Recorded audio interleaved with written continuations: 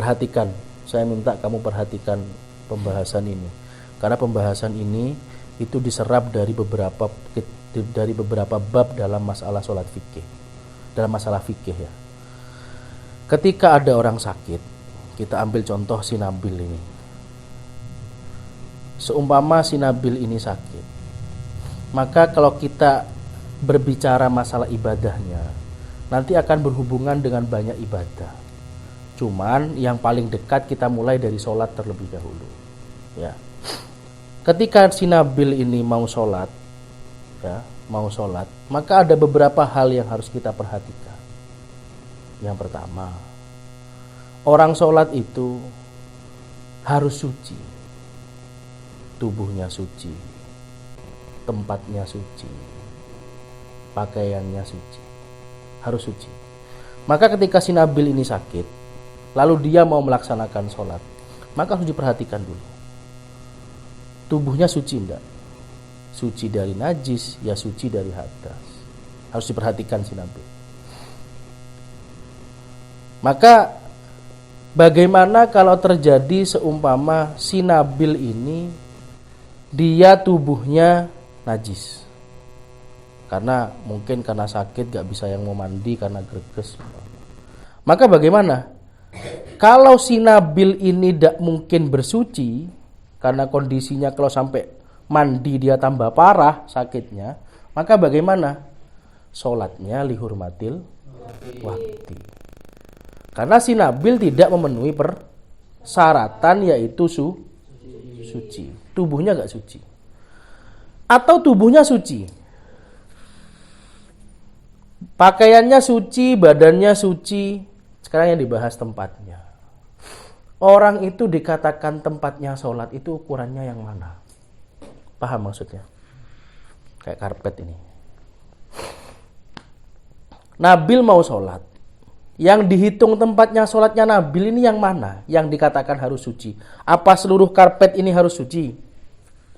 Ayo, gimana? Yang mana? Kalau ikut yang pendapat yang mudah diikuti itu ya seukuran badan. Jadi maaf ya, umpama ada yang merawat orang tuanya, mau sholat, datang waktunya sholat, lalu dia ini mau sholat, tempatnya harus suci, maka bagaimana? Ambilkan sejadah, ya, dimiringkan dulu, oke, ya, lalu bawahnya kasih sejadah atau yang seukuran badannya itu apa, yang baru itu, lalu dibalikkan lagi, letakkan di atas kain yang baru itu, berarti tempatnya sudah suci. Tinggal sekarang dibahas. Kata dia harus suci, badannya harus suci, pakaiannya harus suci, tempatnya harus suci. Jangan sampai punya anggapan gini, percuma Ustadz, klambinya najis, tempat pakaiannya sudah najis, mesisan wes, ranjangnya wes, tempatnya gak usah dinyarikan yang suci, terus pakaiannya gak usah jadikan yang suci, wong tubuhnya sudah gak suci karena najis. Oh gak boleh. Kalau umpama kita ini gak bisa bersuci badannya, tapi tempatnya bisa disucikan, maka harus nyarikan tempat yang suci. Paham maksudnya? Tak oleh kebaik dia maksudnya. Tak boleh gini. Pakaiannya najis wes mesisan wes. Walaupun gak wudu, gak apa-apa, tempatnya najis gak boleh. Kalau kamu kan ini tempatnya, tempat pakaian badan harus suci kan ya dari najis. Kalau salah satunya gak bisa dilakukan karena kondisi, maka yang lain yang bisa harus dilakukan. Tempatnya umpama, ya disiapkan. Kalau memang gak merepotkan lo ya. Tapi kalau merepotkan, membahayakan. Contohnya orang sudah sakit darah tinggi atau diabetes, pakai lek kan dan bahaya kedua. Berarti sudah kondisinya darurat. Kalau darurat berarti sholatnya apa? Lihurmatil wakti. Kalau sholatnya lihurmatil wakti, nanti kalau ada kesempatan sehat dikodok. Tapi kalau gak ada kesempatan sehat, ya terus berarti gak punya hutang. Ini. Jadi pertama dibahas dulu badannya, tubuhnya, tempatnya. Kalau si Nabil ini sekarang tubuhnya umpama, atau tempatnya seumpama. Kalau Nabil ini untuk bersuci memaksakan diri, tidak boleh. Tidak usah memaksakan diri. Kalau sekiranya garai nemen, nggak usah maksakan. Contohnya gini, Nabil kondisinya sakit. Kalau kena air tambah greges, ya udah wes. Berarti si Nabil nggak perlu mandi. Paham, Bil? Si Nabil gak bisa ganti baju karena si Nabil umpama pakai apa? Infus atau pakai pempes yang repot. Ya sudah, kalau memang sekiranya membahayakan ndak usah dilakukan. Islam itu gampang kok. Yang penting tahu caranya. Yang penting tadi itu loh. Jangan gara-gara tempatnya najis, akhirnya pakaiannya gak berusaha suci, tubuhnya gak berusaha suci, gak boleh. Mana yang bisa dilakukan harus Paham, Arek? Paham dengan omongan saya? Cerita saya paham ya? Nanti kamu bayangkan sendiri, tentunya semuanya sudah pernah sakit atau pernah merawat orang sakit tentunya. Ini penting, amit tuh ya, perhatikan masalah ini. Kamu pasti akan menghadapi ini. Ilmu ini mesti akan dipakai. Sudah, tempatnya, bajunya, tubuhnya, kalau bisa suci harus suci.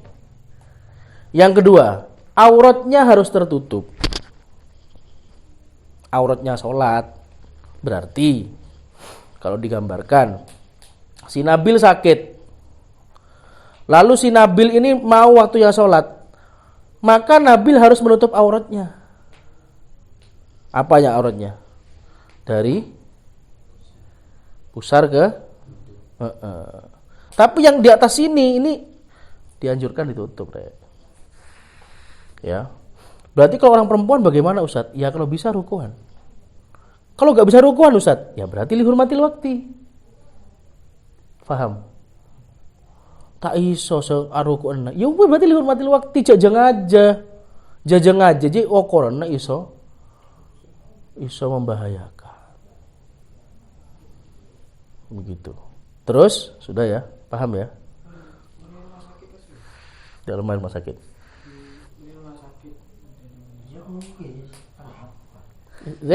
Yang apanya ini yang ditanyakan? Ya makanya tadi itu kan di rumah sakit ya. Pertama dihitung dulu sucinya. Ya. Kan di ranjangnya kan ya, dihitung dulu. Tubuhnya Nabil suci enggak?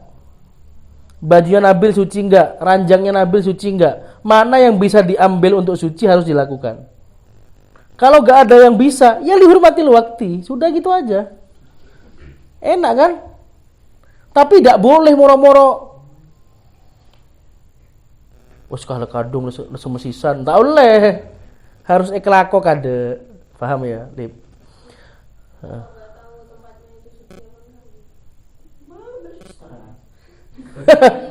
Dalam maksudnya ranjangan soce penjak dia. Duh, gampang. Mun anyar soce. Lo ndak maksudnya dia maksudnya. Mun kaki ranjang di rumah sakit, jo kan mun pagi diganti spraynya itu. Duh, minta tahu nak. Ya kan kareda iya, Cong. Kasur toman kemi inje. Toman ngompol tak toman. Iya kan kemarin kita sudah belajar najis. Najis itu kan ada darah, ada mun ada jimat soce. Paham? Kan nyaman. Mun ngaji dia nyaman dikit mau jelas. Jadi tak ada ya. Contoh ini karpet nih. Karpet ini suci apa najis?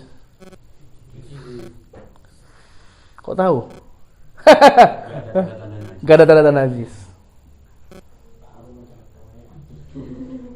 Atau lantainya najis, ya. Lalu nginjak ke sini dalam kondisi basah, berarti ini najis. Najisnya di apa?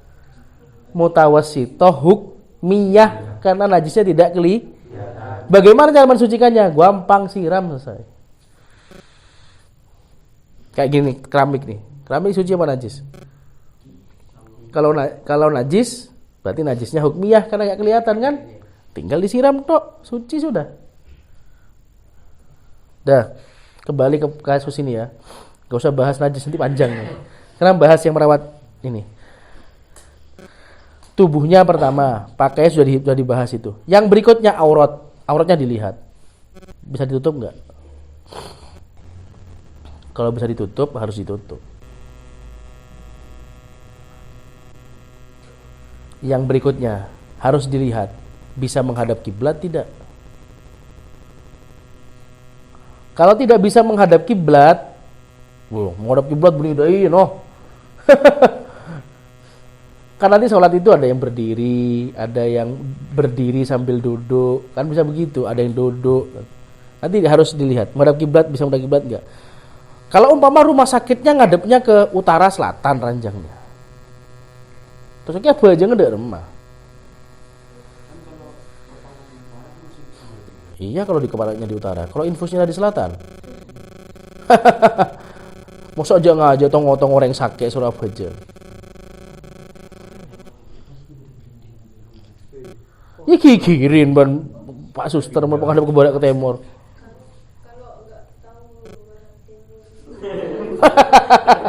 Oh iya. Umpama dimu umpama aja. Ya tanya. Tinggal tanya. Iya. Teh dimu barat teh belai deki. Apa boleh sih HP lo bodoh, kamu bodoh sehari bodoh. Oke. Pon ya. Kalau nggak bisa menghadap kiblat, karena kondisi orang itu macam-macam, rek. Ada orang yang ngerawat, contohnya keluarganya yang stroke. Pada emak otong kita tetap beres diki. Kalau nggak bisa mau dihadapkan kiblat, maka bagaimana? Lihurmatil mati, selesai. Hah? Sholatnya sekarang berapa? Lihurmatil waktu itu ya sholatnya semampu kamu, di mana posisinya. Berarti gimana? Coba, nggak pahamnya gimana? Hah? Iya, contohnya udah iya bi. Ranjangnya ngadepnya ke selatan. Mau berdiri ngadep ke barat bisa nggak kira-kira? Nggak bisa. Ya sudah ngadepnya ke selatan. Kalau nggak bisa loh. Paham bi? Nanti setelah menghadap kiblat, selanjutnya dilihat lagi kasusnya. Suci dari najis sudah dibahas. Aurat sudah dibahas. Kiblat sudah dibahas. Setelah itu apa lagi yang dibahas? Suci dari hadas enggak. Kalau yang dibahas suci dari hadas, entah hadas kecil atau hadas besar, maka tinggal dilihat. Dia bisa bersuci apa enggak? Karena kan ada orang yang sakit tapi masih bisa wudu. Ya tetap harus wudu kalau bisa. Atau sakit terus bisa tayamum, ya berarti tayamum. Gitu. Terus nanti dilihat sakitnya itu pakai perban dah. Atau sakitnya ada luka atau enggak yang sekiranya menghalangi penggunaan air dan penggunaan debu. Kalian paham nggak dengan apa yang saya terangkan ya? Contohnya begini nih, Sinabil pakai perbannya di tangannya sini, Sinabil. Oh yang umum ya, di sininya ada infusnya, di sini ada infusnya, lalu dikasih isolasi kan. Nah, berarti Sinabil seumpama mau wudhu atau tayamum kan nggak bisa, karena ada kulit yang tertutup dengan perban. Maka dalam kasus ini bersucinya khusus, yaitu harus menggabungkan antara tayamum dengan wudhu. Pertama tayamum dulu.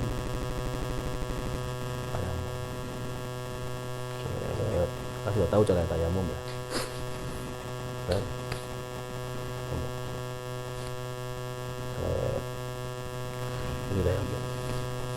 Ini tayamum. Termasuk yang di atasnya perban. Kan nggak masalah kalau debu, kan nggak ngerusak, nggak bahaya.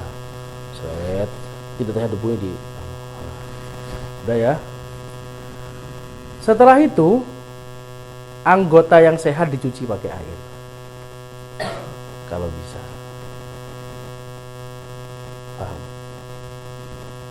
Kalau nggak bisa, bagaimana? Hah? Ya dihormati waktu. Karena dia tayamum tok, wong ada anggotanya yang sehat. Ya nggak bisa.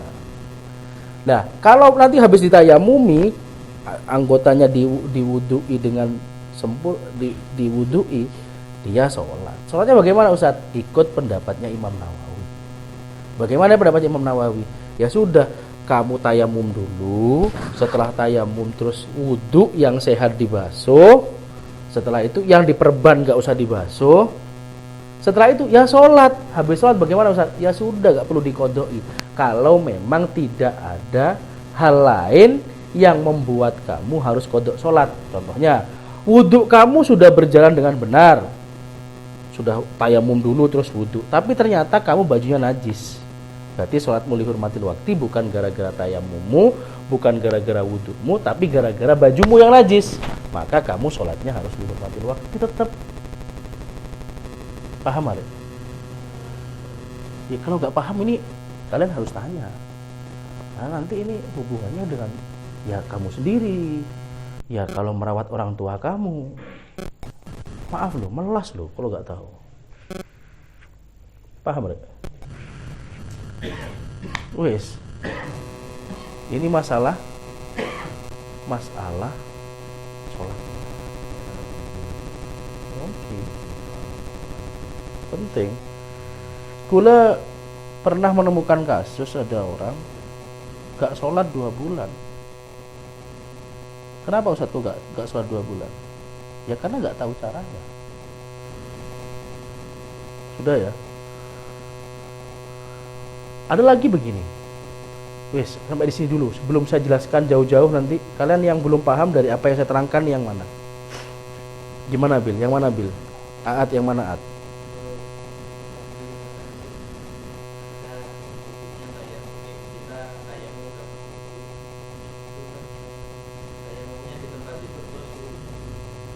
Berarti kan nggak bisa. Berarti apa? Ya sudah. Kan selesai. Gak ada yang repot kan? Yang harus kita pahami di pengajian saat ini, kemudahan yang Allah berikan dengan berbagai macam gak bisa wudu, tayamum dan sebagainya itu harus boleh dilakukan ketika memang tahap sebelumnya tidak bisa dilakukan. Paham Mat? Iya, silakan.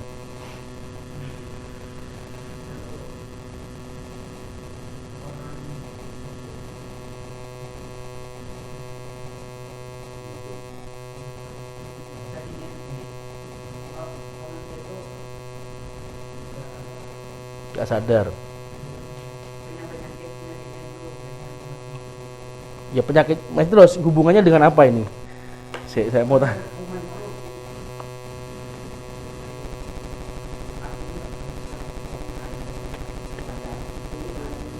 Seperti ayan. Kalau ayan itu gak berakal, seperti orang gila, maka kewajiban sholatnya runtuh. Kamu kalau pengen gak sholat gampang.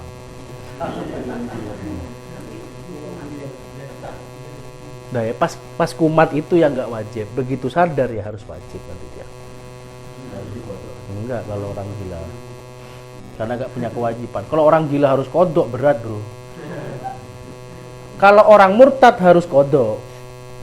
Ada orang murtad 10 tahun, ya harus kodok soalnya 10 tahun. Memun gendeng Nyaman. Ya kok rendek. Hah? Mate? Ya mati ya wes.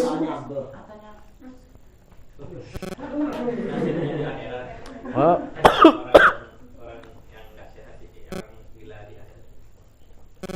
Ya. Ya wallahu a'lam, tapi nanti kalau dia punya amal baik ya. Cuman kita di kalangan ahli sunnah wal jamaah itu meyakini tempat itu cuma ada dua, ada surga dan neraka.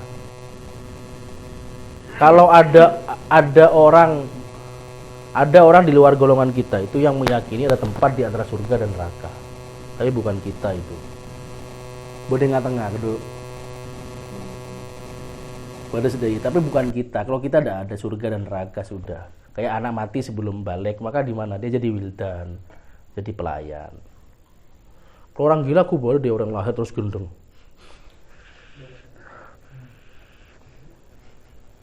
Udah ya, itu kejauhan gitu. Pembahasannya tidak masuk ke situ. Sudah ya, masalah sholat ini. Tadi ada yang ketinggalan. Ini juga. Yang sering dalam masalah perawatan orang sakit itu adalah masalah bersuci. Oh, kalau anak gak tahu ngeladeni orang tuanya, nanti yang sengsara orang tuanya. Contoh begini. Ada orang tua kena penyakit umpama sakit ya. Lalu dia gak bisa jalan jauh. Itu biasanya dikasih pempes. Atau kencingnya dari ranjang lalu pakai pispot. Tahu ya? Nah, maka jangan paksa orang tua kamu cewek. Kamu sudah diajari pakai istinja, pakai tisu. Ya sudah pakai tisu ini. Dipakai ilmunya. Bahkan BAB, pakai tisu gak apa-apa. Nanti orang tuanya diotong-otong ke kamar mandi. Tak beres jangan sakit, jangan sarah. Praktek ya, praktek. Nabil, mama nih, wes, Bil, kamu di sini Bil.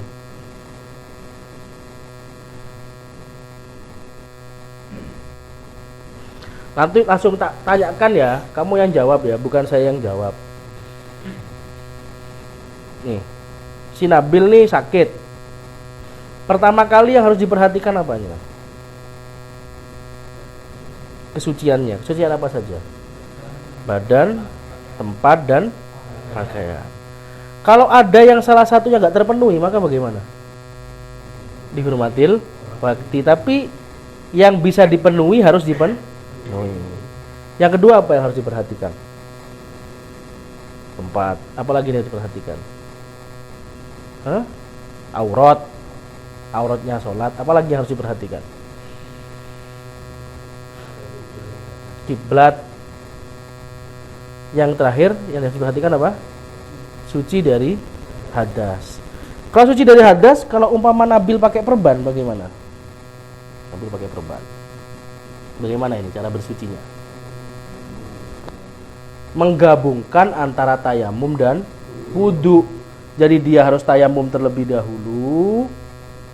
Yang kedua, dia harus anggota yang sehat diwudui seperti biasa. Kalau ikut pendapatnya Imam Nawawi, maka walaupun ini kena tutup perban begini, si Nabil gak usah ngodoi sholat. Ini enak, ikut ini. Kalau ikut ulama yang lain, kalau kasusnya perbannya di sini atau perbannya Nabil di sini, nih, maka si Nabil harus kodok mutlak. Tapi Imam Nawawi gak usah kodok mutlak. Walaupun di sini, pokoknya yang penting tayamumnya sama wudunya digabung, gak usah kodok. Kecuali Nabil hadasnya dihilangkan gak dengan sempurna, ya tidak sempurna, tapi Nabil ini tayamumnya sudah, tayamum sama wudunya sudah genah, tapi Nabil sholatnya bajunya najis, berarti dia sholatnya lihurmatil wakti harus kodok, bukan gara-gara bersuci dari hadasnya, tapi gara-gara bajunya yang najis. Harus dipisah-pisahkan permasalahan ini. Paham ya? Dah. Sekarang ini sudah masalah bersucinya sudah beres. Sudah beres masalah bersuci nih ya. Sekarang masalah sholatnya kita perhatikan. Berdiri Bil. Gak apa-apa Bil ya. Iya. Kalau Nabil ini kondisi sakit, lalu dia ini masih bisa berdiri, dia harus berdiri sholatnya. Kalau sholat fardunya dia harus berdiri. Ya sudah seperti biasa. Permasalahan yang kadang-kadang terjadi adalah ada banyak orang sakit itu yang dia bisa berdiri, tapi kalau disuruh rukuk dan sujud dia gak bisa. Maka bagaimana cara sholatnya? Nah, maka caranya begini, harusnya kamu gak ada jengkak plastik kamu. Jengkak apa dia? Ya. Iya soalnya itu nanti ada batasannya itu. Gak moro Ini kayak si Nabil nih. Maka si Nabil ini kalau dalam kondisi dia masih sehat begini, berarti soalnya biasa sudah. Repot Jal. Bawanya Jal. Unten, tak apa-apa. Cuman Jal, gak usah Jal. Kok kalau repot gak usah Jal. Ya. Ya. Maka si Nabil ada PHP Nabil. Ada jengkang. Ini PHP ini ya. Ijak toju Bil ya. Gini. Berarti gini. Nih contohnya ya. Takbir Bil. Fatihah Bil, pura-puranya Fatihah sudah ya. Habis itu dia mau ruku. Maka bagaimana Bil? Turun. Duh, nggak bisa kamu ruku. Wong kamu sakit pura-puranya. Maka bagaimana? Mundur dulu, duduk dulu, seret. Nah, begini. Lalu dia rukuknya isyarat ke depan. Nah. Terus sami Allah liman hamidah. Nah, gini. Dan nanti itu rukuknya sujudnya tambah dalam lagi. Nah, nggak usah ke bawah, nggak bisa kamu. Ya, sudah. Nanti waktunya berdiri ya berdiri. Kalau masih bisa berdiri, sudah Bil. Ini. Duh, kalau dia masih mampu berdiri harus berdiri. Hitungan mampu sama gak mampu bagaimana? Hitungan mampu sama gak mampu itu, kalau sekiranya mengganggu kehusuan sholat, dia boleh duduk. Paham maksudnya? Umpama si Nabil ini, kalau dia berdiri sakit kakinya, ya sudah, sholatnya langsung duduk. Berarti sholatnya duduk. Duduknya bagaimana Ustadz? Sesuai dengan kemampuannya duduk. Kalau bisa duduknya kayak duduknya orang tasahud awal. Kalau bisa duduknya. Kalau gak mampu terserah. Bodoh bojo ngoncur daya. Ada yang begini, ada yang duduknya, duduk bil. Ada yang sholatnya duduk di kursi. Dari awal sampai akhir di kursi tok wis. Gak apa-apa. Jangan memaksakan.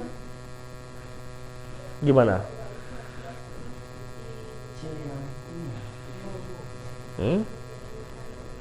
Bekel di rumah apa sih bekelin?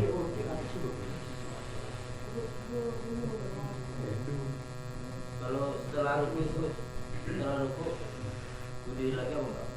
Kalau Enggak. Sama. Nanti baru setelah sujud mau berdiri rakaat kedua berdiri lagi. Kalau mampu loh. Kalau enggak mampu ya wes duduk. Duduk ngoncul bisa. Nih, ya. Sholatnya pakai di kursi boleh.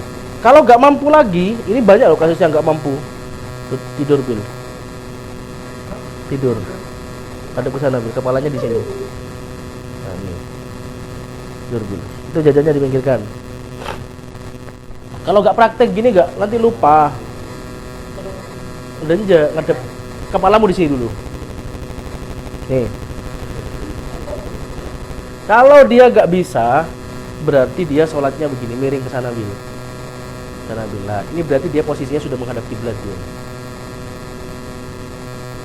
Kalau seperti ini nggak bisa, berarti terlentang Bil. Nah. Kalau bisa menghadap kiblat, berarti sholatnya sempurna. Kalau auratnya tertutup dan memenuhi syarat yang lain. Kalau tidak bisa menghadap kiblat, ya berarti sholatnya. Kalau begini gak begini ya, seperti begini. Ini kepalanya diangkat, kasih bantal. Kalau sudah gak bisa kayak begini, berarti pakai telapak mata. Allahu Akbar. Sami Allahu liman hamidah. Kalau gak bisa pakai hati. Katin apa?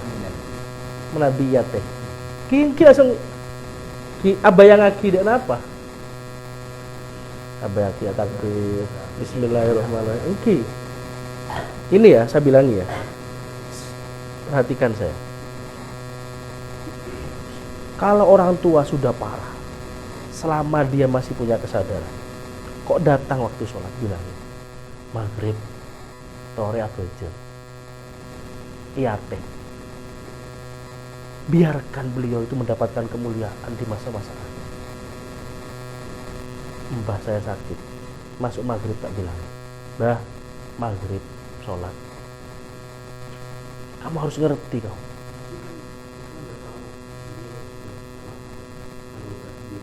Ya gak apa-apa, tinggal dibilangin saja gitu.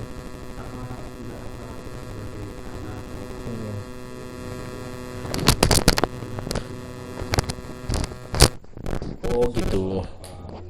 Ya kalau masalah mengkodoi sholat itu sudah bil ketedung. Ya. Kalau masalah mengkodoi sholat, apakah harus dikodoi sholat atau tidak? Sebetulnya itu masalah khilafiyah. Cuman sebaiknya kita di kalangan pesantren itu ketika ada yang meninggalkan kewajiban sholat, kita sebagai anak keturunannya sebaiknya mengkodoi. Mengkodoi dalam istilah mengkodoi bukan mengganti sholatnya. Gak bisa diganti sholatnya orang itu. Kalau bisa diganti pak enak. Kalau songkol, kalau tabel jangan sebulan, kodok aku, majar orang nggak bisa. Gak bisa sholatnya diganti. Yang bisa itu adalah pahalanya dikirimkan kepada gitu di situ. Ini yang masalah tadi ini harus paham. Kamu tidak perlu maksakan kehendak. Maksudnya begini. Walaupun tadi saya ngomong, kalau masih bisa harus dilakukan begini. Kalau masih bisa harus dilakukan. Ini sebagai bentuk kehati-hatian. Tapi kalau membahayakan jangan dipaksakan loh. Praktek langsung kan. Contohnya orang tua atau kita ada di rumah sakit. Kira-kira mungkin tayamum apa enggak? Kalau di rumah sakit? Mungkin kan? Masih mungkin. Ya sudah tayamum, sholat. Minta debu, bawakan debu. Perhatikan sholatnya. Kalau hitung-hitungan sehat, lebih dekat mati di rumah sakit apa di rumah? Ya di rumah sakit dah. Maka kalau di rumah sakit los, gak sholat, gak apa. Iya kalau masih pulang, kalau enggak selesai gitu. Gimana?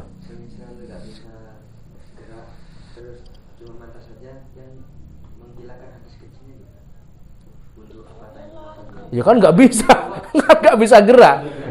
Dia liur mati sudah. Nggak bisa dipaksakan, nggak boleh. Malah bahaya.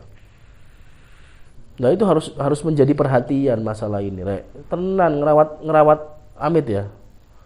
Kalau anak cucunya nggak bisa ngerawat, melas orang tuanya, melas tenan. Kamu ngerawat, saya pengen tanya sekarang. Kamu ngerawat orang tua kamu. Saya pengen tanya, jawab dengan jujur. Seumpama ada orang tuanya harus dirawat, kalian mau ngerawat? Ikhlas nggak kira-kira ngerawat? Kenapa kok ikhlas? Apa keuntungan kamu merawat orang tua kamu? Oh gitu ya. Yang mulia sekali jawabannya. Begini, Rek. Ya. Ada satu hadis dalam kitab Tangkihul Qauli begini. Birru aba'akum tabirrukum abna'akum. Berbaktilah kalian sama orang tua kalian, maka besok anak-anak kalian akan berbakti sama kalian. Perhatikan omongan saya ini. Hari ini kamu lalai sama orang tua kamu. Hari ini kamu gak gati sama orang tua kamu. Buktikan besok. Anak kamu tambah nemen. Kenapa kamu harus merawat orang tua kamu kalau orang tua kamu sakit? Karena kamu suatu saat akan sakit. Siapa yang mau merawat kamu kalau nggak anakmu? Tenang Gus, nanti tak belikan ini. Oh tak iso. Ini bukan urusan uang, ini urusan geteh. Siapa yang geteh sama orang tuanya, nanti lihat. Anaknya bakal geteh. Saya itu sudah pernah ngerawat mbah saya. Saya sudah pernah ngerawat mbah saya ketika sakit. Itu saya dapat pelajaran banyak saya. Orang tua itu capek-capek nyekolahkan kamu. Capek-capek mondokkan kamu. Biar kamu tuh ngerti ilmu agama. Salah satunya apa? Biar kamu ngerti bagaimana menghargai orang tuamu. Saya pengen tanya. Kira-kira orang tua kamu itu yang diharap-harap itu apa kira-kira? Yang diharap-harap dari kamu itu apa kira-kiranya? Pinter? Kaya? Sukses? Yang dibutuhkan sama orang tua itu adalah orang tua kamu akan tenang dan rela untuk dicabut nyawanya sama Allah. Itu ketika orang tua kamu melihat bahwa kamu sudah siap untuk ditinggal. Itu dok jawabannya. Di sawang, sholatnya udah genah, hati ini tenang. Sudah tahu ngurusi dirinya sendiri, sudah gak sembarangan, sudah bisa mikir, orang tua tenang. Tapi kalau belum kayak gitu, susah orang tua. Tanyakan sama bapaknya Faizal, pasti gitu jawabannya. Tapi kalau di sawang anaknya, gak usah disuruh sholatnya sudah sholat. Gak usah dihalangi barang-barang yang bahaya ditinggalkan. Orang tua ini lego. Wis, sudah gak bahas S1, S2, S3, ndak orang tua. Karena yang dibutuhkan orang tua pengen mati dalam kondisi ngelihat anaknya genah. Termasuk dalam masalah berbakti sama orang tua. Kalau kalian hari ini gak bisa berbakti sama orang tua kalian, melas kamu besok hidupmu. Saya mau cerita ya, di Ganjar ini ada salah seorang, saya gak sebut ya, ada salah seorang, itu saudaranya ada berapa gitu, 5 atau berapa. Orang yang tak ceritakan ini sekarang kaya, pol kaya. Kok bisa kaya Ustaz? Dulu waktu masih hidupnya, orang tuanya 2, bapak ibunya ini semuanya wafat di pangkuannya si anak. Saking gatinya semua orang. Sampai saking gatinya ke orang tua. Kalau orang tuanya tidur, orang tuanya sakit nih, minta dirawat di rumahnya anaknya. Dirawat sama anak. Kalau siang ini, anak istrinya dikeluarkan. Keluar, pindah ke rumah sebelah. Takut ibu takut. Saking gatinya semua orang. Kamu tahu, setelah bapak ibunya meninggal, Masya Allah ngasih harta juga gak habis-habis. Beli tanah harga sekian, belum juga dibayar lunas, sudah ada yang bayar sampai 10 kali lipat. Itu terus harga. Kamu tahu kenapa? Kenapa? Kamu buktikan. Termasuk saking melasnya orang tua, paling melasnya orang tua. Kalau sakit gak dirawat, melas banget. Melas banget. Kalau orang tua kamu sakit, reken, pikirkan. Paham ya? Tapi kalau orang tuamu sakit terus kamu cuek, aduh, orang tua ini segini. Mau protes gimana? Mau gak protes nih gimana gitu. Serba salah. Kalian yang masih punya orang tua di mana? Karena orang tua itu jimat. Terakhir, saya pribadi, pengalaman pribadi, ada salah seorang guru saya bilang, kamu kalau ingin rezekinya lancar, salah satu guru saya pernah bilang, ya gimana Pak? kamu nanggung kebutuhannya orang tua kamu yang bisa kamu tanggung. Apa ya? Nanggung apanya saya? Nanggung pakaiannya apa kuat? Gak kuat. Nanggung makannya apa kuat? Gak kuat. Nanggung apa yang kuat? Oh, saya kuat nanggung listrik. Kalau listrik kan murah loh. Token berapa? Paling 100.000 juga sudah cukup sudah. Tuh. Hah? Iya. Tuh subhanallah. Dan saya itu tak bilang, saya pengen apa? Contohnya pengen mobil.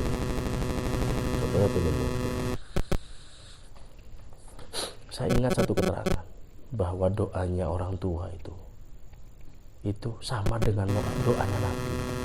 Bukan doanya wali, doanya Nabi. Gak mungkin ditolak. Maka saya itu sangat mementik, sangat berusaha mencari waktu-waktu spesial. Kalau saya lagi pengen, contohnya pengen mobil. Nah, capek saya, wira-wiri pakis Ganjar capek. Gimana caranya saya bisa punya mobil? Ya pertama kerja, Rek. Tentunya harus ada lah ya. Kan kamu nggak mungkin doa gini terus. Hogor yang takut kage. Nek berpesawat aja ya. Ya. Oke. Perhatikan ini rahasia ini ya, rahasia. Nanti itu saya itu kadang-kadang orang tua saya datangi kamarnya gitu, tapi jeting ya. Oh ya, saya senang orang tua dipijeti. Ngobrol kemana, ke sana ke sini terus bilang, kalau sudah kondisinya sudah dari ke hati kan ya tahu ya, paham ya maksudnya ya. Udah nyambung bilang, "Mi, apa? Doakan ya." Doakan apa? Saya pengen punya mobil. Oh iya, nah orang tua tuh mesti ngedoakan. Oh nih nyambungnya banter itu. Peceter yang tuh mana? Belum lagi martabak apa peceter. Pak, tuh lagi Pak ya, apa? Oleh bini seratin. Iya. Nah, lihat ya berarti. Kalau nggak percaya buktikan omongan saya. Saya itu sering memanfaatkan doanya orang tua. Jujur saja. Sampai saya itu, saya ini daftar haji sudah. Ya gitu. Saya itu sangat mementingkan waktu-waktu romantis kayak gitu. Waktu dari hati ke hati kayak gitu. Paham ya? Kalau orang tua lo tak gote, orang tua tak gote, waduh berat ya. Pas apa? Wah, mau gote ta? Ada, buktikan omongan saya. Ada cerita nah anak geteh kering tua tak sogi ada cerita. Ada cerita nah, wis ta? Ada cerita nah orang geteh kering tua, oding tak nyaman. Ada cerita nah. Sare mun bedah ada cerita nah. Ini cerita siaki ya Allah. Mun kaki kayak orang tua. Lah Ustaz, orang tua gula beni nyai. Orang tua gula beni ustadzah, tak mikir dia. Enggak mikir itu. Kalau kamu sudah kehilangan orang tua kamu kehilangan jimat. Yang itu gak bisa digantikan walaupun sama seorang wali sekalipun.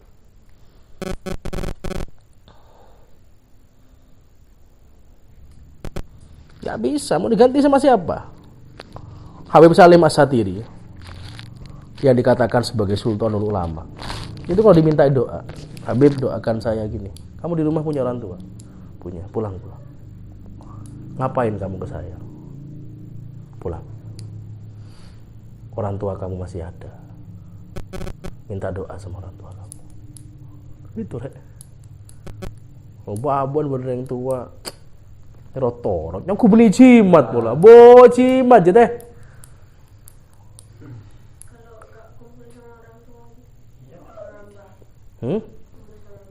Orang tuanya ada. Ya. Ya gak apa-apa. Kan masa tak saya entarin.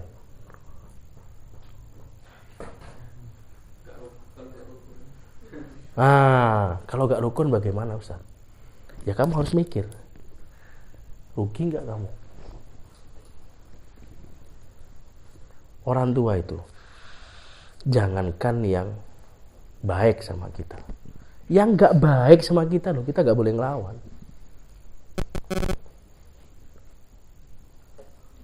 Rek. Ini bahasanya mulai panjang ya, tapi nggak apa-apa ya. Iya, tak bilangnya. Kalau ada orang tua, saya pengen tanya. Ada orang tua itu keras sama kamu. Saya pengen tanya, jahat apa enggak orang tua? Hah? Tapi mik pegel mo. Dede ya. Ya pegel itu manusiawi gitu. Manusiawi pegel itu. Tapi ya jangan diteruskan. Karena kamu dipikir betul. Pada benda HP ini. Kalau saya sama HP ini sayang, ya lakar kau tuh aja kebingko. Tuh kau lagi tas. Deke beri pengaman ya dinang. Esot posot. Kita tak ada baterai ya. Sayang namanya. Coba tak cerita kaki. Saya kok jawab jujur ya. Badan je monreng tuan pas keluar kaki bunga paman je. Paham masih pertanyaan ini? Orang yang tuan pas keluar jauh kaki bunga atau manja? Hah? Tak tahu man. Seneng rindu ada segi kiri deh. Pernah nggak? Coba kamu ya. Kalau sudah pernah merasakan kayak begitu, coba tanyakan sama pamanmu apa sapamu yang sudah gak ada orang tuanya, tanyakan. Man, gak punya orang tua enak nggak? Pancen iki berkapir sepuh. Sepuh. Coba emang tanyakan sama orang yang nggak punya orang tua, tanyakan. Enak nggak punya orang tua, tanyakan. Nah itu. Wah, kehilangan mercusuar, kehilangan sak pinter-pinternya orang wis. Makanya sudah punya orang, masih punya orang tua dia emang. Gak ada istilahnya gak rukun itu terus kita berhak ngelawan, gak ada. Gimana?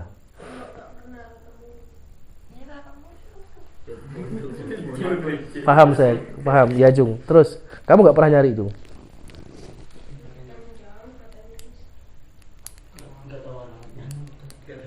Telepon gak bisa.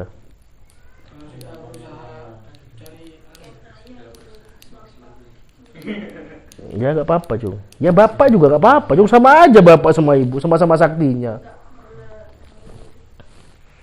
Ya gak apa-apa Jung. Kalau sama yang ada siapa?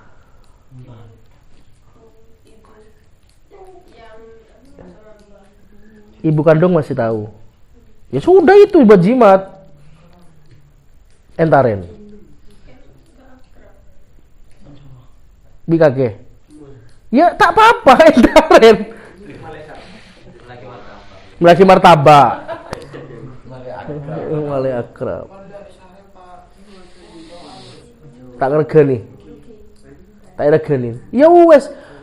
Jangankan deh ya, umpama bedereng tua ya. Kakek entak berenak anak ada yang tua. Saking bajing yang tua, mau ketemu anak-anak itu cowok umpama beda. Maka anak tetap tak oleh alaban. Baru ada rumah. Paham maksudnya? Duki pak, wah, nyetong kok jotos senang. Lo tak oleh. Mun melindungi diri tak apa-apa. Ya, paham. Derma. Iya, tetap maksud saya begini, Cung. Fahril. Kalau kamu punya orang tua, siapapun yang punya orang tua, manfaatkan. Kamu harus manfaatkan itu. Karena orang tua kamu itu, jimat yang gak ada nomor 2-nya ada. Telepon. Minta semua orang, 2 aki. Iya. Hah? Iya kakek tahu orang yang tua aja. Dan kadang dia yang tua. Udah. Mak, kok 2 aki mak ya? 2 aki apa Jong? 2 aki andi bini kating. Oh, so kita umur lah. Nih ya. Iya hatinya juga tua ya Allah. Dah iya yang tua aja. Paham agak? Benih cak sampai andi anggap anda ya. Tak dua aki. Orang tua teman ngebela dua aki lo. Orang tua aja lah karena iya. Orang tua aja kadang dia. Nokol, ate nok tangan nempeleng. Tapi ate aja dua aki. Aja yang tua. Soalnya kan minta doa terus juga pernah ketemu 1 tahun terus ketemu lagi minta doa lagi. Enggak apa-apa. Minta nomor WA ada Salpa. Hah? Ya aja pakai AVC aja tulis mak doa aki ya.